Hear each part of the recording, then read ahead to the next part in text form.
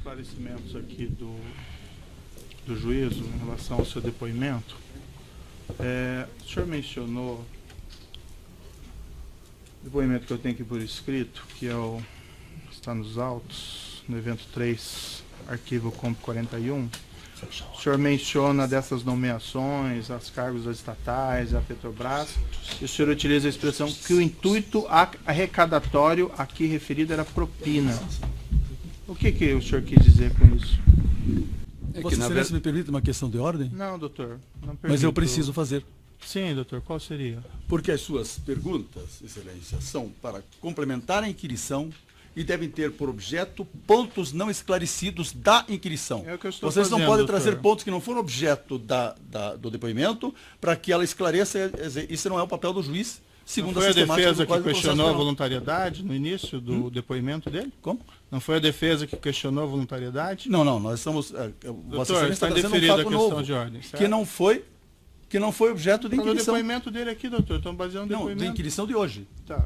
Isso foi perguntado. Excelência, me concede a palavra É uma apenas. questão assim que é um pouco complicada, porque a defesa pode fazer suas perguntas. Não, sim, Excelência. Certo? Não, mas eu queria A apenas... defesa perturbou o Ministério Público quanto pôde, quando estava fazendo Perturbou? as perguntas, e agora a defesa não quer permitir o juízo. Não é isso, Excelência. Não. Eu estou pedindo a palavra para uma questão correlata, mas absolutamente diferente disso que Vossa Excelência está colocando. Não é deferido, doutor. Mas eu não falei o que eu estou pretendendo. Doutor, mas assim, existe uma inquirição que segue uma ordem processual. E a Sim, defesa, é sobre isso. tirou o dia para tumultuar o Não, Excelência, é sobre isso que eu queria estabelecer com Vossa Excelência, com o juízo, à luz do que dispõe a norma procedimental, o seguinte: a defesa, em relação às testemunhas de acusação, pergunta por último.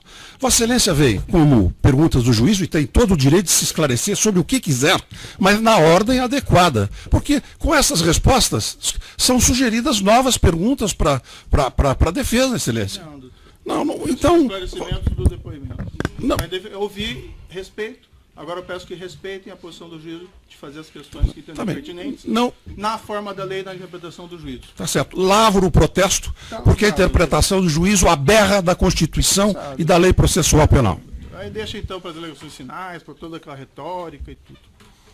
Vamos seguir. Vossa Excelência entende, então, que a participação de defesa é retórica. Não, doutor, eu só acho Então, que a defesa, a defesa perturba. está faltando Então, com a educação. Eu não, estou fazendo um questionamento. Eu não fiz, eu estou indagando a Vossa Excelência se a nossa participação aqui é meramente retórica. Não, doutor. Então vamos prosseguir. Posso fazer minhas perguntas? A defesa vai permitir? Se Vossa Excelência fizesse Certo. na ordem processual adequada, sim. Eu estou fazendo, doutor. Seguir o processo penal. Pelo menos o código que nós conhecemos. Sem mais intervenções, por gentileza. O senhor declarou no seu depoimento dessas nomeações esse intuito arrecadatório. O senhor pode me esclarecer isso? Na verdade, era garantir o funcionamento dos partidos e através de um esquema de propina nas grandes obras da Petrobras. O senhor mencionou também no seu depoimento que na primeira fase não havia uma operação intensa sob o ponto de vista da arrecadação sistêmica, que passou a ser exercido com muito mais intensidade a partir de 2005. Faltou esclarecimento aqui. Isso aconteceu mesmo e por que houve essa mudança? Houve essa mudança porque a própria CPI dos Correios, ela expôs muito o governo e o ex-presidente Lula. Então ele precisava recompor a base de sustentação, porque seria muito difícil até a permanência dele. Foi um acordo político que não levou o presidente Lula, quando nós votamos o relatório da CPI, que acabou não levando o presidente Lula a ser indiciado. Mas o senhor pode ser mais claro? Por que houve essa mudança específica? Ele ficou mais frágil? Ficou muito frágil o governo. Então era preciso recompor, inclusive com forças que não se alinhavam com o PT historicamente. Excelência, eu sou obrigado a pedir de novo uma questão de ordem aqui.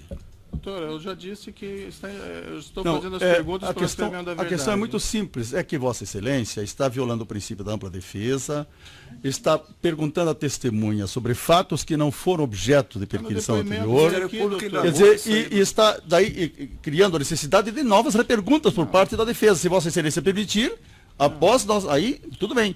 Mas senão fica um desequilíbrio no processo. A gente cria um desequilíbrio no processo, porque Vossa Excelência se coloca numa Existe uma posição... ordem legal, doutor, aqui, de oitiva Primeiro o Ministério Público, depois Defesa e esclarecimento do juízo. Mas o juiz só pergunta sobre questões que foram essa a posição do juízo, doutor, nesse e sobre caso, pontos não doutor. Esclarecidos. Doutor, é a posição do juiz nesse caso que eu estou fazendo. Mas não é a doutor. posição do Código de Processo. Isso é uma coisa que Vossa Excelência não pode fazer. Tá, doutor. E como eu presido essa audiência, então eu entendo que eu posso fazer na minha interpretação. Então fica o protesto da defesa Parabéns, contra doutor. o comportamento de Vossa Excelência que protesto. viola Certo. o Código de Processo Penal. Certo, na sua interpretação, doutor, na interpretação Na correta interpretação do de código, todos o os que juiz trabalham pode no processo penal. Ah, Todos os doutor, professores de processo penal. Tá ótimo, doutor.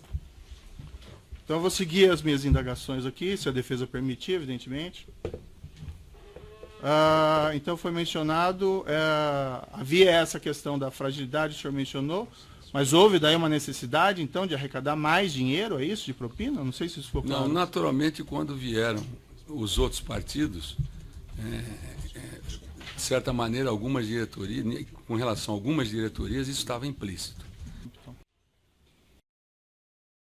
De 46512, continuidade do depoimento do senhor Delcídio Amaral Gomes, continuidade de esclarecimento do juízo. O senhor tem conhecimento, o senhor mencionou nessa dificuldade de nomeação do senhor Paulo Roberto Costa, o senhor tem conhecimento de alguma interferência do ex-presidente para essa nomeação específica? Diretor da Petrobras tem interferência de presidente da República? Sim. Mas para essa nomeação específica, o senhor tem conhecimento de alguma interferência? A pressão era muito forte e a pressão foi feita sobre o presidente. A pressão foi feita por quem? Pelo PP. E o senhor sabe como foi feita essa pressão? Não, eu não participei diretamente, mas o PP trabalhou muito por essa indicação para a diretoria de abastecimento. Tá. E o senhor, o ex-presidente, ele teria participado de alguma forma, de uma forma mais específica nessa nomeação especial? O senhor tem algum conhecimento sobre isso? Não, a decisão, isso é inerente ao processo, doutor Moro. Um presidente, quando vai mexer num diretor da Petrobras, tem que ter o aval do presidente da República. Se não tiver aval, não faz. O senhor quer dizer arrecadar recursos em contratos da Sem dúvida. Petrobras? Sem dúvida. E depois ele acabou sendo afastado. Vossa Excelência, Vossa Excelência está sugerindo. Estou esclarecendo o que ele quer Não, dizer, trabalhar, o termo trabalhar. Vossa Excelência fez a afirmação. Então, além de Vossa Excelência estar produzindo a prova do Ministério Público, ainda está colocando palavras na boca da testemunha. Não, não estou, doutor. Está indeferida a questão.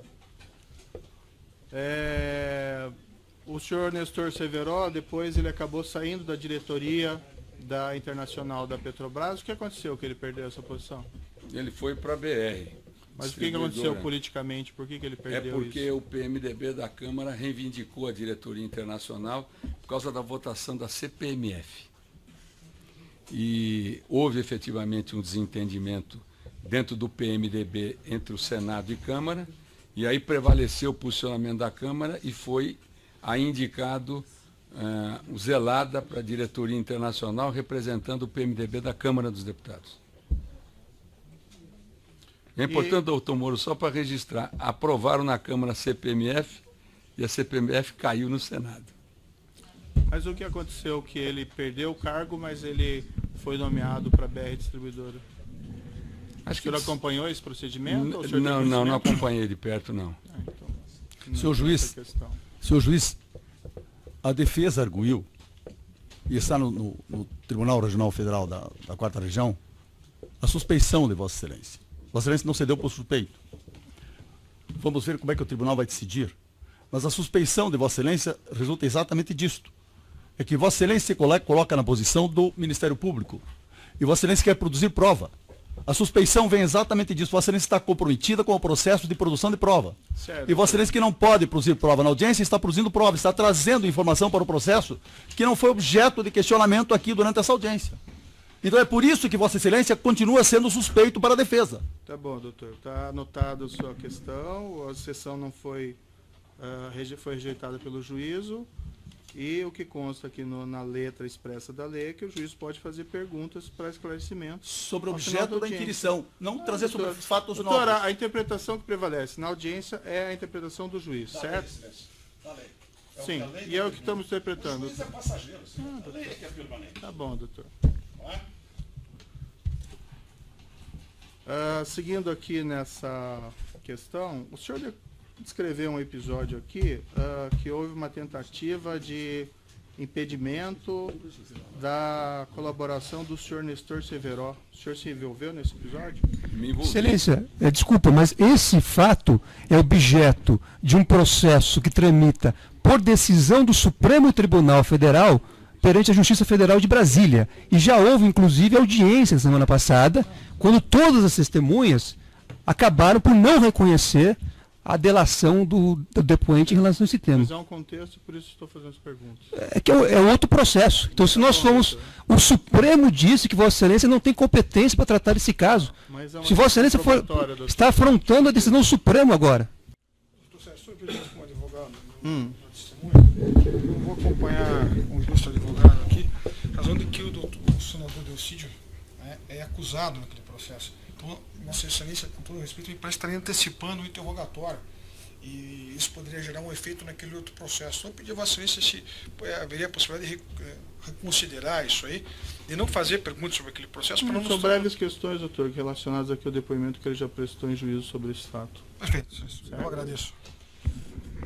Então, o senhor... É que eu fiz uma questão de ordem, Vossa Excelência não decidiu. A minha questão de ordem... Está indeferido, doutor, porque existe um contexto probatório que o juiz reputa relevante. Vossa Excelência afronta o Supremo Tribunal Federal a agir dessa forma.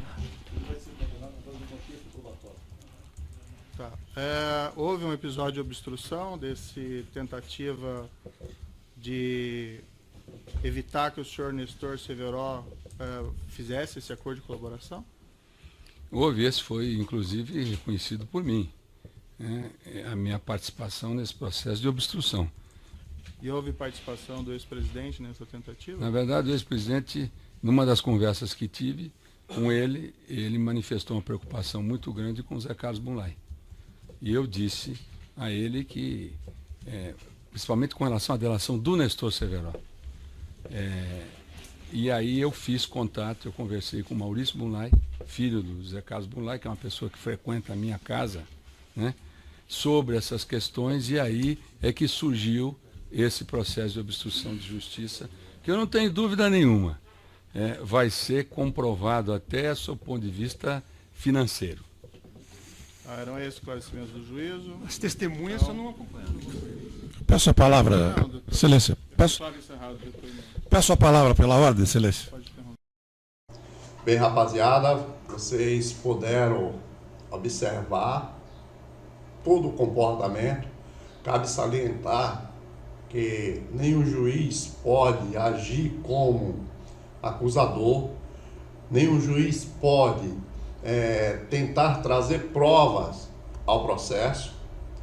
Lembro ainda que de todo esse depoimento do Delcídio, nada foi aproveitado, tudo mentira, não houve uma coisa aproveitada. Inclusive o Ministério Público de Brasília já pediu o arquivamento do processo envolvendo a participação do Lula na obstrução de justiça em relação ao Severo.